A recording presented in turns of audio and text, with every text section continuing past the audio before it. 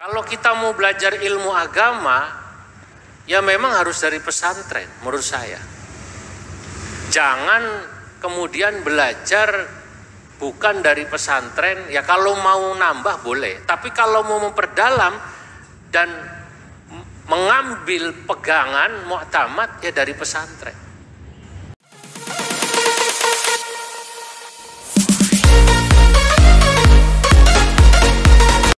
Kalau kita mau belajar ilmu agama, ya memang harus dari pesantren menurut saya. Jangan kemudian belajar bukan dari pesantren, ya kalau mau nambah boleh. Tapi kalau mau memperdalam dan mengambil pegangan mu'tamad, ya dari pesantren. Kalau ulama-ulama dari luar yang tidak jelas sanadnya, itu membahayakan, Pak.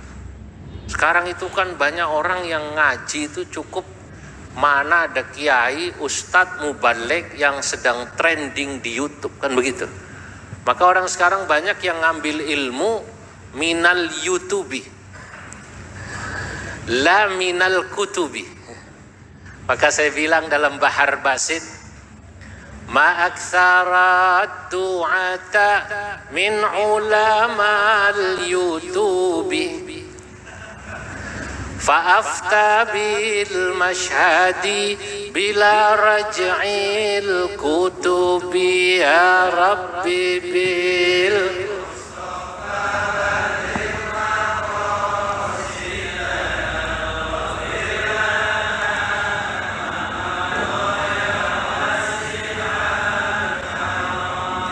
Beda dengan kita yang ngaji dengan Mbah Harwani, dengan Mbah Sahal, jelas itu keilmuannya.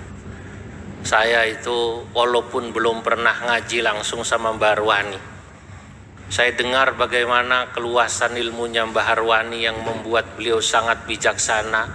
Itu saya dengar dari Mbah Nyai saya. Saat saya di kajian diceritakan Mbah Harwani, ya Allah, beliau itu bijaksananya leh.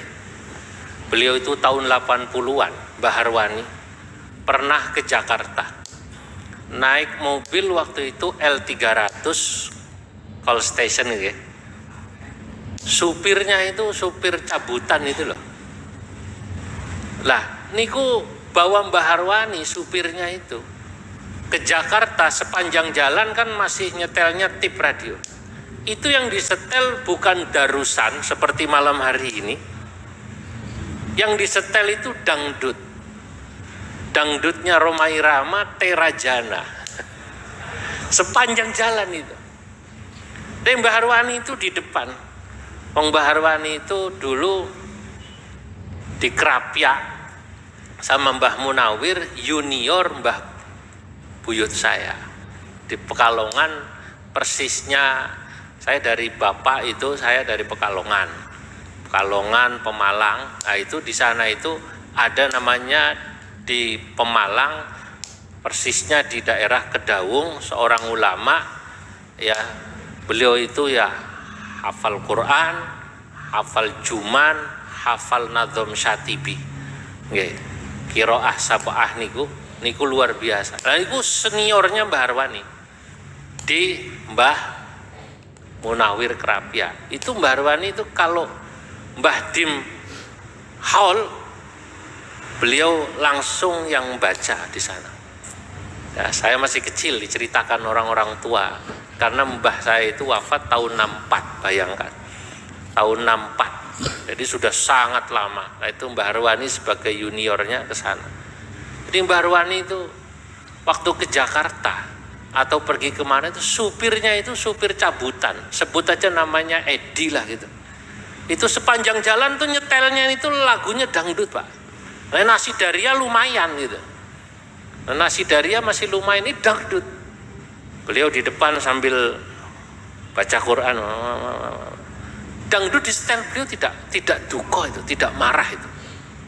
Malah yang marah itu yang derek Mbah Harwani itu. Kowe ya utakmu nang ndi? Nggo Mbah Harwani setelanmu dangdut iki lho. Nasi daria no lumayan ngono. Mbah Harwani bilang, ben, enak. Sing penting kue orang ngantuk, orang nabrak. Masya Allah. Itu Mbah Harwani. Orang nggak pakai marah-marah, haram pun enggak, santai sekali.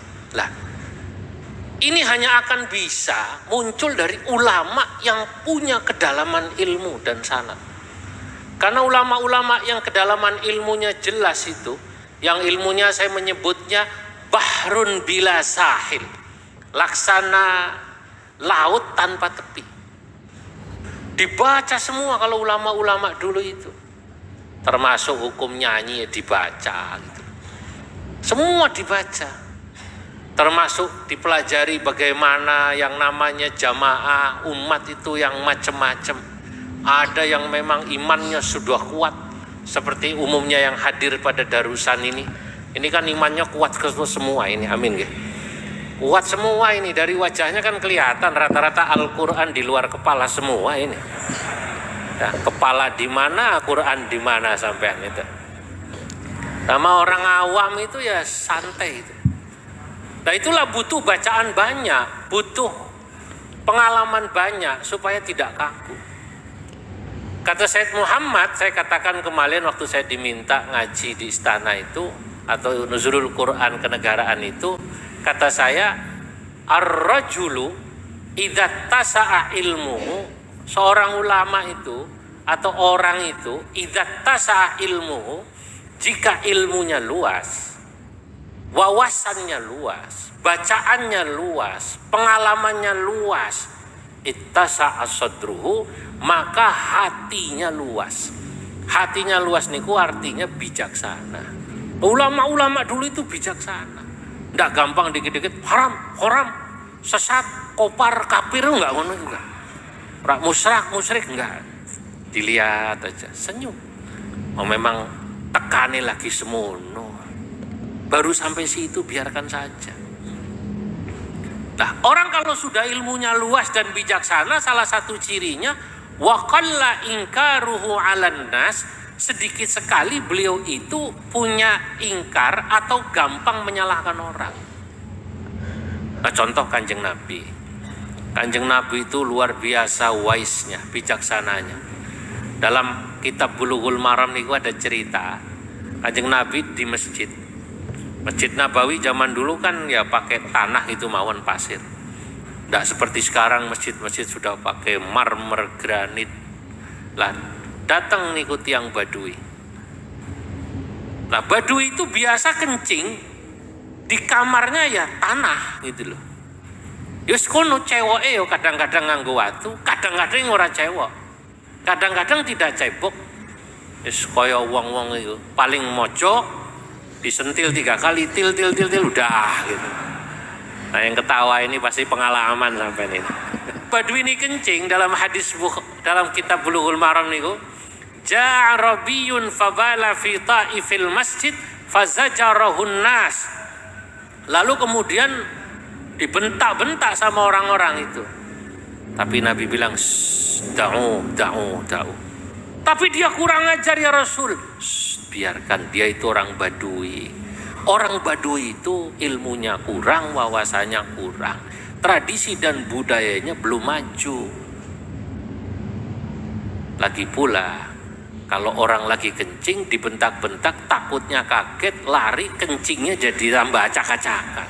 Nah itu kalau bukan orang bijaksana itu tidak bisa. Maka Mbah Harwani itu pikir saya itu nderekno Kanjeng Nabi. Maka beliau bilang wis jarno terus enak wis. Sing penting kue orang ngantuk, ora nabrak. Lah kalau dia dipaksakan nyetel ngaji Quran, dene ora doyan wis piye? Repot yang gue kiai ini repot lah. Repot kan ngono. Nah itulah. Makanya orang alim itu aduh. Saya harus memuji khusus bagaimana Mbah Harwani yang luar biasa menakjubkan ilmunya. Saya juga harus memuji khusus Mbah Sya'roni yang pertama kali saya dengar ngajinya itu saya nggak lupa itu. Kalau saya kecil itu di Kajen, Mbah Sya'roni ke Kajen ngaji itu cerita tentang Siti Maryam. Sampai lagunya saya masih ingat itu, Mbah Sya'roni itu ngaji. Wa Maryam ibnata Imran allati ahsanat farjaha fanafakhna fiha min ruhina wa saddaqat bi kalimati rabbiha wa kutubihi wa kanat minal qanitin. Saya tidak lupa itu. Dan setiap kali mendengar beliau ngaji, Masya Allah, orang-orang alim nih, seperti Mbah Arwani, walaupun saya belum pernah mendengar langsung ya, seperti Mbah Sya'roni, seperti Mbah Sahal, seperti Mbah Abdullah Salam, itu kalau ngaji sederhana Pak, tapi ta'limuhu yalsha, ajaran ilmunya itu nancep Pak. Nah, kenapa bisa begini? Lah, satu menurut saya ya karena kedalaman ilmunya, sanatnya jelas itu, karena sanat itu penting dalam tradisi pesantren. Kedua, karena keikhlasannya, sesuatu yang disampaikan karena ikhlas, insya Allah dari hati dia akan masuk